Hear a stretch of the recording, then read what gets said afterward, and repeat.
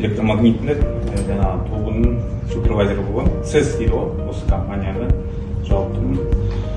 Енді түсіндіріп кетейін, бұл приборымыз жаңа Түркия алғанбыз компанияға. Нарда Германияда өндірген, сапасы өте жақсы, құжаттары бәрі бар.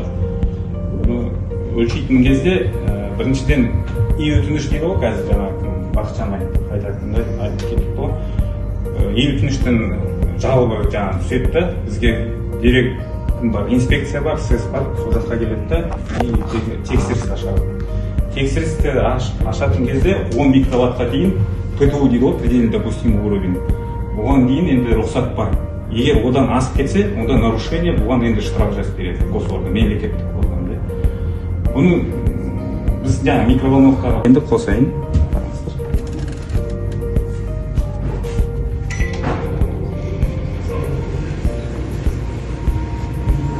Бұны жат қараңыздар, 200-ден асып кетіп отыр. Осы демек, бұл өте зиян болып тұр. Бұл жерге 170-150 микроватт на квадратный сантиметр көрсетіп тұр. Енді былай қарай кететін болсақ, жаңа 1-2 метрге қараңыздар. Осы жерде тұратын болсаңыз, ешқандай зиян болмайды дегенсіз.